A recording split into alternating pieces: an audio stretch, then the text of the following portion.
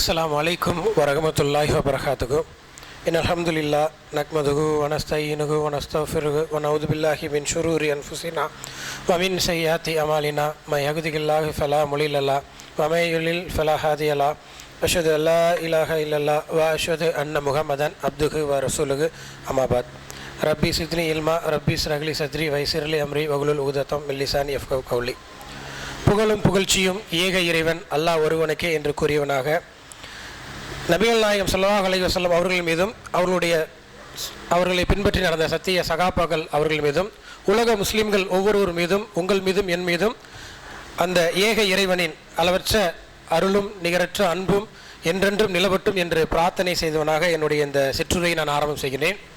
கண்ணியத்திற்குரிய சகோதர சகோதரிகளே, ரமலான் மாதம் என்பது எவ்வளவு கண்ணியமான மாதம், மிக சிறப்பான மாதம் என்பது நாம் அறிந்த விஷயங்கள் தான்.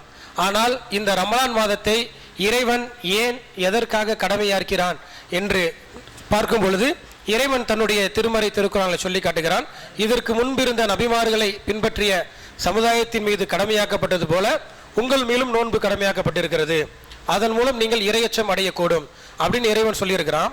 இன்று நாம் சிந்திச்சு பார்க்கணும், உண்மையான இறையச்சத்தை அடைவதற்காக நாம் நோன்பு வைக்கிறோமா, இல்லை நம்ம சமுதாயத்தில் இந்த கருத்துக்காகத்தான் இந்த சிந்தனைக்காகத்தான் மக்கள் நோன்பு வைக்கிறாங்களா அப்படின்னு நம்ம எண்ணி பார்க்கணும். காரணம் என்னன்னா, இன்னைக்கு இருக்கக்கூடிய மக்கள் எப்படி ஆயிட்டாங்க அப்படின்னா, இப்போ உதாரணத்துக்கு நம்ம சாலை விதிகள் எடுத்துக்கோங்களேன். இன்னைக்கு அங்கங்கே சிசிடிவி கேமரா இருக்கிறதுனால என்ன பண்றாங்க அப்படின்னா, தலைக்கவசம் ரெண்டு பேரும் அணிஞ்சிக்கிறாங்க. முதல்ல ஒருத்தர் மட்டும் தான் அணிச்சிட்டு இருந்தாங்க, இன்னைக்கு ரெண்டு பேரும் அணிகிறாங்க. ஏன்னா அணியலை அப்படின்னா அவங்களுக்கு அவதாரம் விதிக்கப்படும் அப்படிங்கிற ஒரு பயம் இருக்குது. அதே போல பார்த்தீங்கன்னா அலுவலகத்துக்கு போகும்போது என்ன செய்றாங்கன்னா, 9 மணிக்கு தான் போகணும் அப்படின்னா 8:45 போகக்கூடிய ஒரு சூழல் இருக்கு. ஏன்னா நம்ம லேட்டாக போயிட்டோம்னா நம்மளுடைய சம்பளம் பிடித்தம் செய்யப்படும், இல்லைன்னா உங்களுக்கு அரை நாள் விடுமுறை கணக்கு போடப்படும், அந்த ஒரு பயத்தில் போகிறோம். ஆனால் நம்ம என்னைக்காவது சிந்திச்சு பார்த்துருக்கிறோமா, நம்மளுடைய நன்மைகள் தீமைகளை எழுதக்கூடிய 2 வானவர்களை இறைவன் நம்ம கூட எப்பயுமே வச்சிருக்கிறான். அப்படி இருக்கக்கூடிய சூழல்ல நாம இந்த இறையச்சம் அப்படிங்கிற உணர்வோடு நாம என்னைக்காவது இந்த இறைவன் நம்மளை கண்காணிச்சுட்டு இருக்கானே, நம்ம நோன்பு வைத்துக் கொண்டிருந்த நிலையிலும் சரி சாதாரண நிலையிலும் செய்யக்கூடிய இறைவன் பல்வேறு கட்டளைகள் கொடுத்திருக்கிறான், அதை நம்ம பின்பற்றி நடக்கிறோமா, நடக்காம இருந்தா என்ன விளைவு ஏற்படும் அப்படிங்கிற ஒரு சிந்தனையை நம்ம என்னைக்காவது நினைச்சு பார்த்துருக்கிறோமா அப்படின்னு நாம நம்மளை சுய ஆய்வு செய்யக்கூடிய ஒரு மாதமா தான் இந்த ரமலான் மாதம் இருக்கிறது. குறிப்பா பார்த்தீங்கன்னா ஒரு முக்கியமான விஷயத்த நம்ம இங்க பகிர்ந்துக்க ஆசைப்படுறேன். என்ன அப்படின்னா, இந்த ரமலான் மாதத்துல நம்ம இருக்கக்கூடிய பல்வேறு விஷயங்களை மாத்திக்கணும். நம்ம கிட்ட இருக்கக்கூடிய தேவையில்லாத விஷயங்கள், குறிப்பா இந்த ரமலான் அரபி பொருள்ல பார்த்தீங்கன்னா அதோட சுட்டெரித்தல் தான் பேரு. அது என்ன விளக்கம் அப்படின்னு பார்க்கும் பொழுது, நம்மளுடைய பாவங்களை சுத்திகரிக்கணும், நம்ம கிட்ட இருக்கக்கூடிய தீய எண்ணங்களை விட்டு ஒழிக்கணும், அதுதான் அதோட அர்த்தம். அப்படி இருக்கக்கூடிய சூழல்ல நாம என்ன செய்யணும் அப்படின்னா, நம்ம கிட்ட இருக்கக்கூடிய சில கெட்ட எண்ணங்களை இந்த ரமலான் மாதங்கள் விட ஆரம்பிக்கணும். நல்ல விஷயங்களை நம்மளுடைய வாழ்க்கையில செயல்படுத்த ஆரம்பிக்கணும். இது ஒரு பயிற்சிக்கான மாதம் நம்ம கேள்விப்பட்டிருப்போம். அப்படி இருக்கக்கூடிய சூழல்ல பல ரமலான்கள் வருது, நாமளும் காலையிலிருந்து மாலை வரை நோன்பு வைக்கிறோம். ஒரு பயிற்சியாகவே தான் இதை பின்பற்றி கொண்டிருக்கிறோமே தவிர அதை செயல்படுத்தக்கூடியவர்களா இல்லை, நாம இல்லை. அப்படி இருக்கக்கூடிய காலகட்டங்கள் இனி வரக்கூடிய காலங்களில் நம்ம என்ன செய்யணும் அப்படின்னா, இந்த ரமலான் ஒரு முழுமையான வாழ்வியல் வழிகாட்டியாக இருக்கிறது.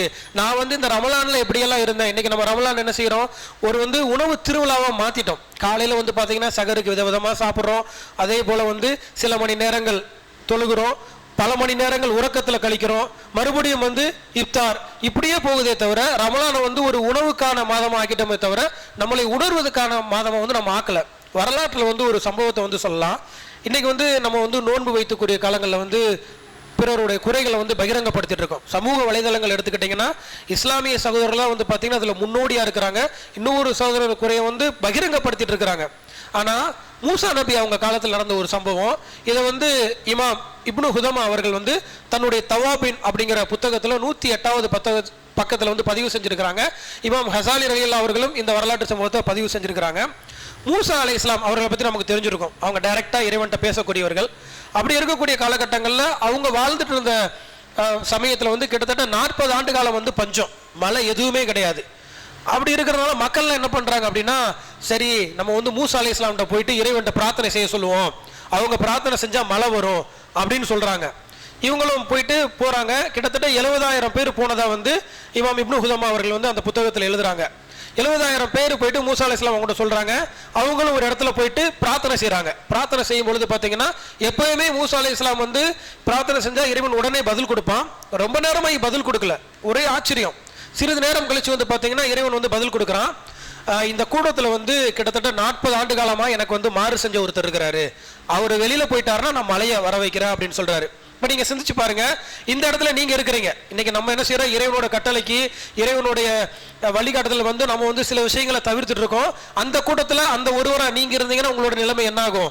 அதே போல அந்த ஆள் என்ன செய்யறாரு அப்படின்னா, ஐயோ இந்த மக்களுக்கு முன்னாடி நம்ம யாருன்னு தெரிஞ்சிருச்சுன்னா நம்மளை வந்து இவங்க வந்து இன்னும் தரக்குறைவா பேசுவாங்க, நம்ம இங்க இருக்கவே முடியாது அப்படிங்கிற ஒரு சூழல் அவர் என்ன பண்றாரு அப்படின்னா, தன்னுடைய சட்டை இருக்கு பாத்தீங்களா, அந்த பட்டனை கழட்டிட்டு இப்படி மேலே ஏத்திக்கிட்டு இறைவன்ட்ட பிரார்த்தனை செய்யறாரு. இறைவா, 40 ஆண்டு காலமா நான் உனக்கு மாறு செஞ்ச உண்மைதான், ஆனா இந்த கணம் முதல் நான் வந்து உன்னுடைய கட்டளையை பின்பற்றி நடக்கிறேன், என்னை நீ மன்னிச்சிரு அப்படின்னு பாவம் மன்னிப்பு கேட்கிறாரு.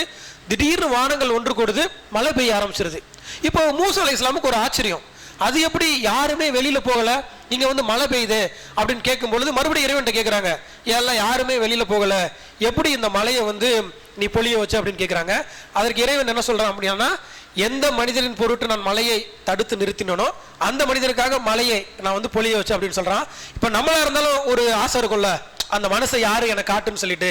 அப்போ மூசா அலைஹிஸ்ஸலாம் வந்து ஆர்வத்தில் கேட்குறாங்க, அப்போ அந்த மனசை யாருன்னு எனக்கு காட்டு அப்படின்னு சொல்றாங்க. அப்போ படைத்த இறைவன் நல்லா சொல்றான், அவன் 40 வருஷமா எனக்கு மாறு செய்யும் போது அவன் நான் காட்டி கொடுக்கல, இப்போ மனம் திருந்தி அவன் பாவம் மன்னிப்பு கேட்டுட்டான், நான் எப்படி காட்டி கொடுப்பேன் அப்படின்னு சொல்றான். படைச்ச இறைவனே நம்மளுடைய குறைகளை மன்னிக்கும் போது மறைக்கும் போது நாமெல்லாம் ஏமாத்திரம் சொல்லுங்க. இன்னைக்கு நம்மளுடைய சகோதரன் குறையை நம்ம மன்னிச்சுட்டு இருக்கோம். இறுதி இறை தூதர் சொல்லியிருக்கிறாங்க, நீங்க உங்களுடைய சகோதரன் குறைய இம்மையில மறைச்சிங்கன்னா அல்லாஹ் உங்களுடைய குறைகளை மறுமையில் மறைக்கிறான். அதனால சகோதரர்களே, நாம் இந்த ரமலான் மாதத்திலிருந்து இந்த ஒரு எண்ணம் நம்ம கிட்ட இருந்துச்சுன்னா இதை நம்ம மாத்திக்க முயற்சி செய்யலாம். அதே போல வந்து பாத்தீங்கன்னா இந்த குறைகளை மறைக்கிறோம் பாத்தீங்களா, இது மறைக்கிறதுல இருந்து நம்ம விலகும் போது என்ன ஆயிரும் அப்படின்னா, அது புறம் பேசுதலாகவும் அவதூறாகவும் பேசக்கூடிய சூழல் இருக்குது.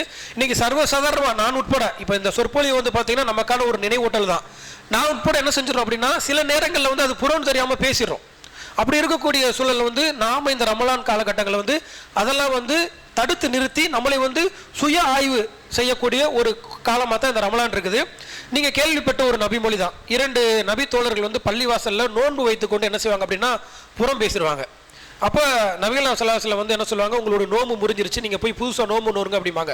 அவங்களுக்கு ஆச்சரியமா இருக்கும், நான் தான் வந்து எந்த புறமும் நான் தான் வந்து தண்ணி குடிக்கலையே, சாப்பிடலையே, எப்படி என்னுடைய நோன்பு வந்து முறிஞ்சிருக்கு அப்படின்னு கேட்கும்போது அப்போ நபிகள் ஸல்லல்லாஹு அலைஹி வஸல்லம் சொன்னாங்க, நீங்க உன்னுடைய சகோதரனை பத்தி புறம் பேசிட்டீங்க, அதனாலதான் உங்களுக்கு நோம்பு முறிஞ்சுன்னு சொல்லிட்டு இன்னொரு வார்த்தையை பதிவு செய்றாங்க, உங்களுடைய பற்களுக்கு இடையில் அவருடைய மாமிசத்தை நான் பார்த்தேன் அப்படின்னு சொல்றாங்க. அப்போ புறம் பேசுவது எந்த அளவுக்கு பாவமான செயல் அப்படிங்கிறத நம்ம புரிஞ்சுக்கணும். இறைவனும் தன்னுடைய திருமறை திருக்குறள் சொல்றான், புறம் பேசி திருவருள் கேடுதான் அப்படின்னு சொல்றான். அதனால இந்த ஒரு எண்ணங்கள்ல இருந்து நம்ம தவிர்த்து வாழணும். நம்மளோட வாழ்க்கை எப்படி இருக்கணும் அப்படின்னா, இறைவன் நம்மளை பார்த்து கொண்டிருக்கிறான் அப்படிங்கிற ஒரு சிந்தனை வந்து எல்லா நேரங்களிலும் இருக்கணும். நம்ம என்ன நினைக்கிறோம், தொழுகை இந்த நோன்பு மற்ற நேரங்களில் மட்டும்தான் இறைவன் நம்மளை பார்க்கறான் அப்படிங்கிற ஒரு சிந்தனை இருக்கிறோம். இந்த ரமலான் மாதங்களில் மட்டும்தான் இந்த விஷயங்களை வந்து ஒதுக்கி வச்சுட்டு நம்ம வந்து ஒரு முழு வழக்கசாலியா இருக்கிறோம். இந்த ரமலான் முடிஞ்சதுக்கு அப்புறமும் நான் ரமலான்ல எப்படி இந்த 30 நாள் இல்லை 29 நாட்கள் வந்து பொய் பேசாம இருந்தனோ அதே போல் ரமலானுக்கு அடுத்து நான் பொய் பேசாம இருப்பேன்.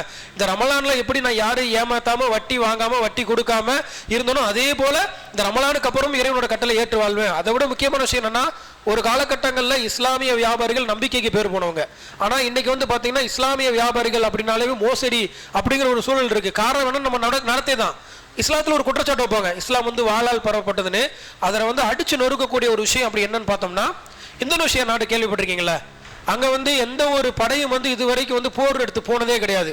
அங்க உள்ள மக்கள் எப்படி இஸ்லாத்துக்கு வந்தாங்க அப்படின்னா, அரேபிய வணிகர்கள் அங்க வந்து அவர்கள் வியாபாரம் செய்த விஷயத்தை பார்த்து தான் அவங்க இஸ்லாத்தை ஏத்துக்கிட்டாங்க. அப்போ அங்க அவங்களோட நோக்கம் என்னமா இருந்துச்சு, இறைவன் சொன்ன கட்டளை, இறை தூதர் அவங்களுடைய வழிகாட்டல் பின்பற்றுறதை வச்சு அவங்க அங்க வாழ்ந்திருக்கிறாங்க. அந்த வாழ்க்கையை பார்த்து இந்தோனேஷியா நாடு வந்து ஒரு முஸ்லீம் நாடானுச்சு, அங்க வாழால் பரப்பப்படல. அப்போ அவங்களுடைய இறை நம்பிக்கை, இறைவன் தன்னை பார்த்துட்டு இருக்கா அப்படிங்கிற அந்த ஒரு இறை அச்சம் இருந்துச்சுல, அந்த இறை அச்சத்தை நம்மளுடைய வாழ்க்கையில் நம்ம செயல்படுத்தணும். அப்படின்னா இந்த வாழ்க்கை மட்டும் கிடையாது, இன்ஷா அல்லாஹ் வரக்கூடிய வறுமை வாழ்க்கையை நமக்கு வந்து வெற்றி அடையக்கூடியதாக இருக்கும்.